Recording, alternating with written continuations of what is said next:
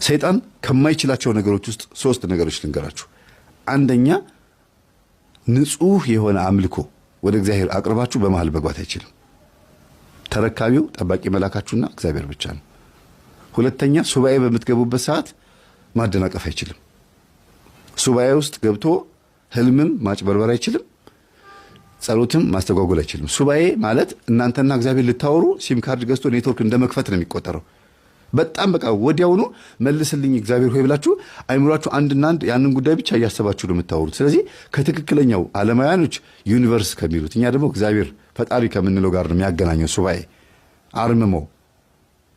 አርምሞ ማለት ጸጥ ብሎ ከእግዚአብሔር ጋር ማውራት። እነዚህ ሁለት። ሶስተኛ ነገር ደግሞ ምንም በቃ ሰይጣን ጣልቃ የማይገባበት ነገር ቢኖር ምንድነው? ነፃ ፈቃዳችሁን ለጠባቂ መላካችሁ ስታስረክቡ። በነፃ ፈቃዳችሁ ተጠቅማችሁ እንደፈለጋችሁ ስትሆኑ አይደለም። ተረከበኝ በቃ በእኔ ላይ ስራብኝ፣ አገልጋይም ልሁን ምንም ልሁን በቃ ነፃ ፈቃዴን ሰጥቻለሁ፣ አንተ እኔ ላይ እንደፈለግ ስራ ስትሉት በፍጹም ሰይጣን መስራት አይችልም። እዛ ላይ የተረከባችሁ ማን ስለሆነ? መልአክ ስለሆነ። በተዘዋዋሪ መንገድ የስለት ልጅ ከሆናችሁ ማለት ነው፣ ለእግዚአብሔር የተሰጣችሁ ከሆናችሁ ማለት ነው። ሁልጊዜ ባህሪያችንን፣ ጸባያችንን፣ ሁሉ ነገራችንን መንፈሳዊ ህይወት ውስጥ እንክተተው። መንፈሳዊ ህይወት ውስጥ የሆነ ባህሪ፣ ጸባይ፣ አኗኗር ዘይቤ አጠቃላይ በሙሉ ኪሳራ የለውም፣ ፍሬያማ ነው የምንሆነው። እና አንዳንዴ የሆነ ነገር ሲዘጋጋባችሁ የሆነ የምትስቁበት ደስ የሚል ነገር ሊመጣ ነው ማለት ነው። ብዙ ጊዜ የሆነ ነገር ቁልፍልፍ፣ በተለይ ወደ እግዚአብሔር ስትቀርቡ ሁሉ ነገር ትታችሁ ንስሐ ስትገቡ የሆነ ነገር ከእጃችሁ ላይ ጥፍትፍት ካለ አዲስ ነገር ሊሰጣችሁ ነው ማለት ነው።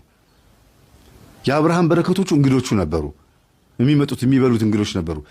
ፍጡር የሆኑትን እንግዶች ሰይጣን ሲያሳጣው ፈጣሪ ራሱ መጣ። የአዳምም ህይወት እንደዛ ነው። ባይዘው እዚህ ውስጥ የክርስቶስ መወለድ ትርጉም አለው። አዳም በሰይጣን ተታሎ ችግር ውስጥ ሲገባ ክርስቶስ ተወለደ አይደል? ሰይጣንም አሁንም እንደገና አብርሃም ቤት እንግዶች እንዳይመጡ ፍጡራን የሆኑት ሰዎች ሲከለክልበት ራሱ ፈጣሪ ሰው ሆኖ መጣ። እናንተ ውስጥ ያለው እምነት አንዳንዴ እንዲታወቅና ጎረቤትም ዘመድም በእናንተ እምነት ቀንቶ ወደ እግዚአብሔር እንዲመጣ እናንተን ጠንካራ አድርጎ በእናንተ ህይወት ቻሌንጅ ሰው እንዲማር ሊያደርግ ይችላል እግዚአብሔር አንዳንዴ። እና ባህሪያችሁን ማስተካከል የሚጠቅመው ለራሳችሁ ነው። ትሁት መሆን የሚጠቅመው አብርሃም እኔ አመድ ነኝ ብሎ ትሁት ስለሆነ ነው ሀብታም የሆነው። እንደገና ስላሴ መጥተው ቤቱን የጎበኙለት እኔ አመድ ነኝ ስላለ ነው።